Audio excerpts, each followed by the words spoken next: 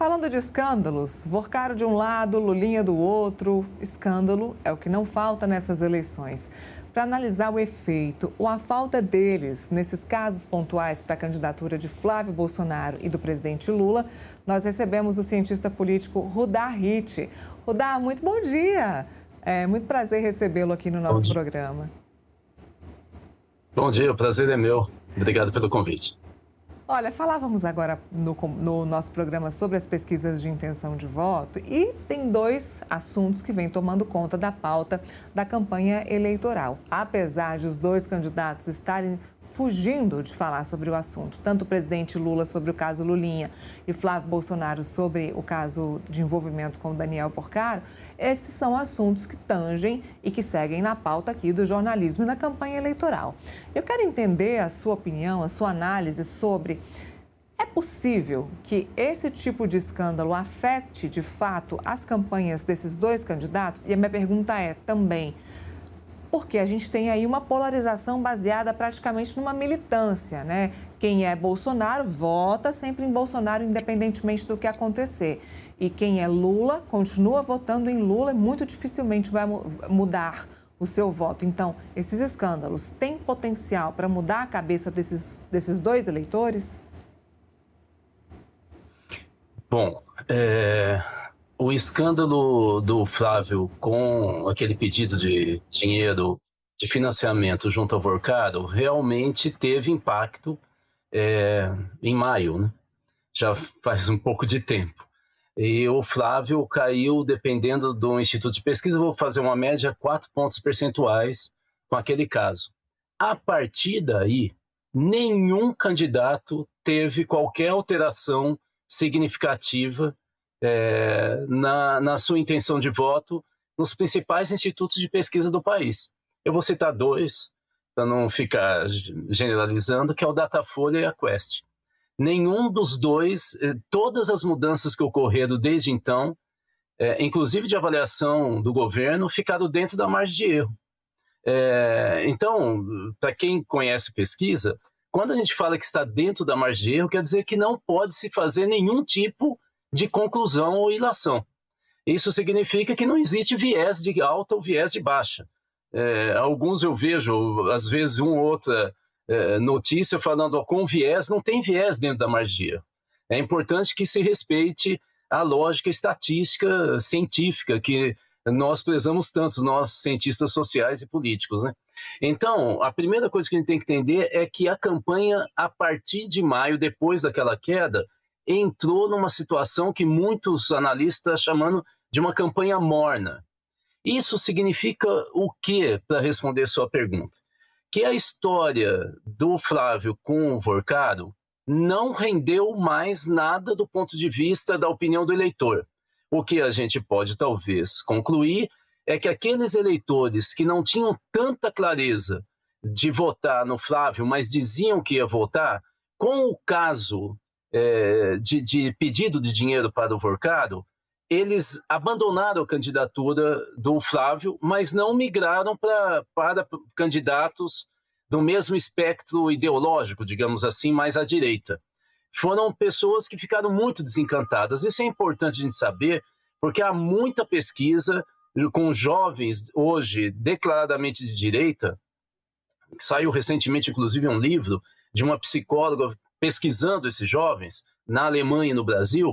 E o que se sabe, a partir dessas pesquisas, é que esses jovens que até então votavam no Lula, com a história dos casos de corrupção, e eles sabendo dos casos de corrupção pelos pais, eles acabaram abandonando essa mudança do país via PT e migraram para o bolsonarismo. Vários deles, que hoje estariam na faixa mais ou menos de 30 anos, por aí. Então você veja que esse caso de corrupção afeta muito o engajamento de certo público que quer a mudança do país. E com o Flávio parece que ocorreu isso. No caso do Lulinha, para concluir aqui a minha resposta, nós não temos nenhum indício que houve qualquer impacto sobre o eleitor. Inclusive, o Pedro Barciela, que é um pesquisador dos impactos, um estudioso dos impactos dos grandes temas nacionais nas redes sociais, ele não percebeu nenhuma movimentação. Ele postou, inclusive em várias redes sociais, na principal dele, que é o X, vários dados mostrando que, ao contrário, embora não seja algo muito volumoso, o principal impacto, 27% do total das postagens sobre esse caso do Lulinha, era por que é que estavam se falando tanto do Lulinha e não tanto, e tinham esquecido a história do Vorcado. Então, você vê que, assim, me parece que não, pelo menos até o momento, não há nenhum dado que diga que tanto o caso Vorcado quanto o caso do Lulinha afete o eleitor que, como você disse, está muito polarizado, e aqueles que não estão também não conseguem se posicionar frente à conjuntura atual. Bom, deixa eu colocar o Felipe também na nossa conversa. Felipe é meu parceiro aqui de todos os dias, Rudá. Quero que ele faça uma pergunta para você, para a gente seguir nessa análise aí do que é que pode, de fato, atrapalhar a campanha dos candidatos. Rudá, interessante a sua análise, né? Em primeiro momento, quando você pega a pesquisa sobre o Flávio Bolsonaro, depois que teve o envolvimento dele pedindo dinheiro para o Daniel Vocaro, você vê que ele perdeu um pouco de tração, mas os eleitores que votavam nele ficaram mais indecisos e não foram para nenhum outro candidato, né? E agora ele está tendo uma recuperação porque os eleitores estão voltando para ele. Já no caso do Lula, né? O escândalo Lulinha, nas pesquisas, aparentemente não mostra nenhum dano na campanha do Lula até esse momento. E a minha pergunta vai no seguinte sentido, Rudá, você vê algum potencial, porque a gente sabe que as investigações continuarão, né, da Polícia Federal, em relação ao Daniel Vocaro, em relação ao Lulinha. Dá para você observar algum potencial mais danoso na campanha dos dois candidatos, caso tenha mais coisas do Daniel Vocaro em relação ao Flávio Bolsonaro e caso tenha mais coisas do Lulinha em relação à investigação dele fazendo tráfico de influência do governo federal?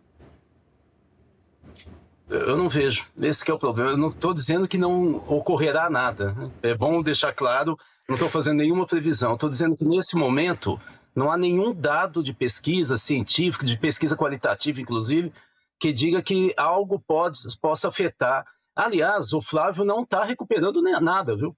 Ele está dentro da margem de erro. Você tem alguma alteração de estado para estado, mas mesmo assim, nacionalmente, se compensa. Veja o caso do Sudeste, né? Que vocês acabaram de comentar. Ele não está recuperando. Eles estão absolutamente estacionados. Inclusive, o segundo pelotão, que envolve Caiado, Zema e Renan, eles estão absolutamente paralisados dentro da margem de erro. Algo em torno de 4%, 5% a 3%. Né? Não me parece realmente que a gente tenha qualquer alteração. E aí, talvez a resposta que eu poderia dar, uma aproximação de resposta, você viu o debate na Band e viu também a entrevista do Lula na Record, e os dois floparam. Nós tivemos na Band 2 pontos de audiência, e a do Lula 4,9, se não me engano.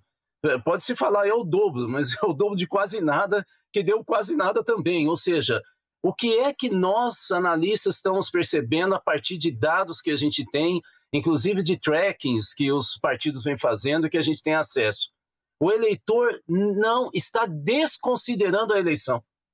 Eles não têm o menor envolvimento com a eleição. Grande parte do eleitorado, inclusive no interior do Brasil, nem sabe que eleição que é, confunde com de prefeito. É uma eleição completamente morna, que não vem trazendo nenhum tipo de empolgação. É, talvez, desde 89, a eleição mais sem sal, sem nenhum envolvimento dos brasileiros de fato, sem nenhuma empolgação de todas, quer dizer, desde da redemocratização do país, né?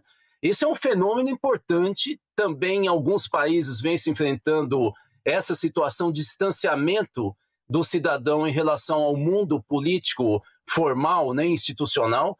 Acabamos de ver o primeiro-ministro da Inglaterra assumir o seu posto e dizendo exatamente isso na sua posse, de que ele percebe que há um afastamento, que eles vão se esforçar para voltar ao dia a dia do cidadão, mas no Brasil é muito forte isso. Você veja que nós temos vários dados indicando isso. Por exemplo, jovens de 16 a 18 anos que não têm o voto obrigatório, nós tivemos uma queda de 25% do cadastramento, né, para votarem, porque eles precisam se cadastrar para poder votar, em relação à eleição passada. Então, nós temos um desalento total do eleitor até aqui. Pode ser que em setembro isso esquente, mas até aqui nada parece afetar, e não é porque não tenha escândalo ou não, é porque não há interesse mesmo. É algo que não diz respeito ao brasileiro, segundo nós percebemos em algumas pesquisas, que eu tenho que admitir que são poucas, portanto isso aqui é uma aproximação de resposta que eu possa te dar. Rodar, essa complacência do eleitor, essa falta de interesse do eleitor, a gente pode acabar interpretando isso de alguma outra forma? Quais são os motivos para o eleitor brasileiro não estar envolvido com as eleições? Seria de fato a questão da polarização? Ontem eu conversava com uma pessoa, inclusive que é do interior de Minas, e me assustou muito, porque eu falei, alguma coisa do Renan Santos, tinha acabado de sair uma notícia sobre o Renan. Eu falei, você viu que saiu uma notícia do Renan? E ela, quem é Renan? Eu falei, você está de brincadeira, você não sabe quem é Renan Santos. Não, quem é? Eu falei, olha, do MBL. Aí a pessoa falou, que é MBL? Missão.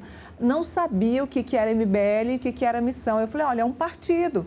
Aí a pessoa, que inclusive é uma pessoa estudada, é uma pessoa com um nível de graduação alto, me disse, olha, é um partido? Então é mais um partido aí que está ganhando dinheiro com essa eleição. E nem quis mais saber, não quis saber quem era Renan, não quis saber quais as propostas dele, de que lado está, se é de direita ou esquerda, e encerrou o assunto. Então eu te pergunto, quais seriam os motivos para o desinteresse da população nas eleições deste ano? Eu acho que são vários, mas o primeiro que eu gostaria de destacar é que o eleitor atual é um eleitor que não quer só uma vida segura, ele quer uma vida espetacular. Várias pesquisas, inclusive, eu quero chamar a atenção das pesquisas do Instituto Locomotiva, que é um instituto que se dedica a fazer pesquisa em favelas do Brasil. Ela vem indicando já há alguns anos que o eleitor, o cidadão que reside em favelas em todo o país, ele não acredita mais em ninguém, a não ser nele e na família. É uma coisa muito impressionante. Ele quer abrir negócio próprio, ele não quer ter carteira assinada, e ele quer uma vida de classe média. Olha, eu acho que nós tanto vendemos nesse século a ideia de que o Brasil é uma potência, e de fato é. Quer dizer, o Brasil, depois dos Estados Unidos, o país mais rico da América é o Brasil, mas é o 7º mais desigual do mundo. Então, veja, tanto se falou que nós viramos uma potência, se fala toda hora dessa história do pré-sal, depois agora das terras raras, que depois da China nós somos o país que tem o maior futuro em relação a esses minérios, né? E que agora a gente tem que saber explorar. Tanto se falou, o brasileiro vai agora comer picanha todo final de semana e tomar cerveja, que isso pegou no Brasil. As pesquisas são muito nítidas sobre isso. Não, o eleitor está olhando para o futuro. E aí ele só vê o passado. Ele vê o Lula com as mesmas propostas, ele vê o Flávio pior do que o pai, ele não consegue empolgar e fica falando, é o meu pai que vai governar. Ele vê o Caiado, que já esteve em 89 como candidato, um cabelo super branco, e você percebe que o Caiado está tão focado nessa ideia de achar um caminho, que ele já mudou, nesse momento da campanha, ele já mudou de uma concepção de não bater no Flávio Bolsonaro para bater no Flávio Bolsonaro com o novo marqueteiro dele, e no debate ele não bate no Flávio Bolsonaro. Na Band ele bateu no Lula. Então você está vendo que é uma dificuldade para atrair esse eleitor que quer um futuro. Ele não quer um presente, mesmo que ele esteja desempregado, para ele é pouco estar empregado. É lógico que é melhor, mas isso não o empolga. Ele quer saber se ele vai viajar no final do ano, se o filho dele vai ganhar uma bicicleta, se ele vai poder comer numa pizzaria mais bacana, se ele pode visitar a família. Eu acho que esse novo brasileiro que projeta um futuro e quer ser classe média, que tanto venderam para ele, ele vem criando um transtorno para os estrategistas de campanha e para os marqueteiros. Ele tem que ser empolgado, ele tem que falar, olha, tua vida melhorou de fato, mas agora eu vou fazer ela ficar espetacular. É nesse que ele vai votar. A segunda questão é o que você disse, uma campanha, uma eleição absolutamente polarizada, os grandes blocos de eleitores já estão alinhados, né? No caso do Lula, 80% dos eleitores que dizem, segundo o Datafolha, né, que dizem que vão votar no Lula, têm certeza desse voto. No caso do Bolsonaro é muito parecido, 75%. É altíssimo. E no caso do segundo pelotão, aqueles que estão entre 5% e 3%, né, Caiado, Zema e Renan, ao redor, eu vou aqui juntar os três, ao redor de 50% diz que pode mudar. Então, nem esse pessoal que seria, teoricamente, uma terceira via, eles têm segurança. Vamos só lembrar que muitas pesquisas no Brasil indicam que o eleitor médio do brasileiro, já que ele é obrigado a votar, ele costuma dizer, há várias pesquisas que revelam isso, que ele vai na urna e não quer jogar o voto fora. O que é jogar o voto fora? É votar em alguém que, mesmo ele gostando, ele percebe que não vai ganhar. Já que ele teve que sair de casa para ir votar, ele vota em quem ele acha que tá lá, tem condições de ganhar. De tal maneira que ele, pelo menos, ganha junto. Essa coisa de ganhar junto com o eleito é muito brasileiro. E, na verdade, muitos autores clássicos, Sérgio Buarque de Holanda já falava disso. Então, a gente precisa entender essa história também. A polarização, você tem toda a razão, também é um elemento. Mas eu acho que o elemento novo é esse objetivo do cidadão brasileiro médio, trabalhador, trabalhadoras, que querem uma vida muito melhor, uma vida de classe média e não mais só de trabalhador que fica contando dinheiro no final do mês. Muito bem, Felipe. Tem uma pergunta para o Rudá?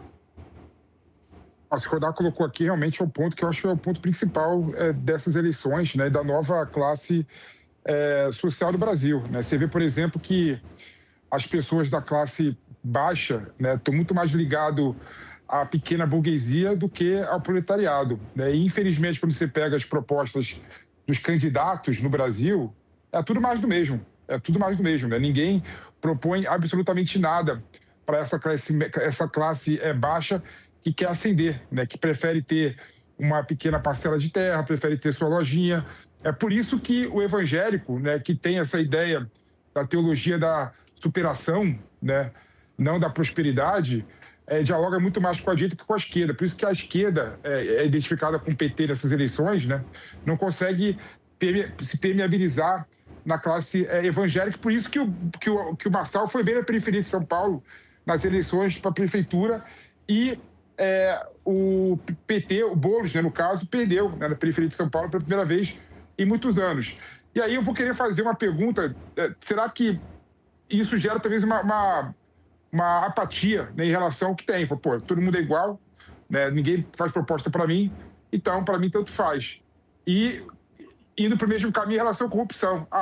Todo mundo rouba, né, para mim, independente do Lula ter o Lulinha, do Bolsonaro ter o Daniel Vorcano do filme dele, todo mundo rouba igual, então para mim tanto faz. Então a pecha dos escândalos de corrupção não vai me afetar na escolha do meu candidato. É por aí, Rodar? É por aí? Eu acho que sim, A melhor pesquisa que nós temos no Brasil sobre as mulheres que recebem Bolsa Família, desculpa, eu não estou ganhando merchandising, não. É esse livro aqui, escrito por uma professora da Unicamp, Vozes do Bolsa Família. Ela entrevista muitas mulheres dos grotões brasileiros, Vale de Jequitinhonha de Minas, interior da Alagoas, assim por diante. E é muito impressionante que as mulheres são entrevistas individuais. As mulheres, eu vou resumir aqui de uma maneira geral, elas dizem o seguinte: todos os políticos são corruptos. Ela fala, mas se ela votou para alguém, para presidente, fala assim. Aí fala, em quem a senhora votou? Ela fala no Lula. Então o Lula não é corrupto. Fala, é corrupto. Falei, então por que a senhora votou nele?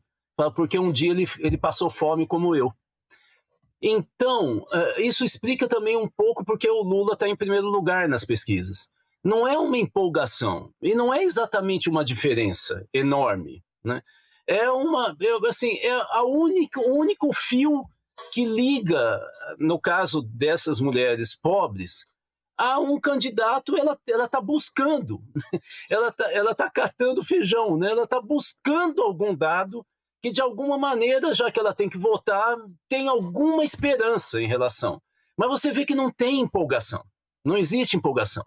O que eu posso dizer como sociólogo, que estudei a minha vida toda movimentos sociais, né? O que eu posso dizer é, da mesma maneira que o eleitor médio brasileiro está desencantado com a política institucional, com os partidos, eleição, ele não está satisfeito com o Brasil e acomodado. Nós podemos, a qualquer momento, ter outro 2013 na história do Brasil. A qualquer momento, um estopim faz o pessoal de novo reclamar, ir para as ruas e dizer, eu não quero isso, eu quero uma coisa nova. O problema é que os partidos não conseguem ouvir essas mensagens.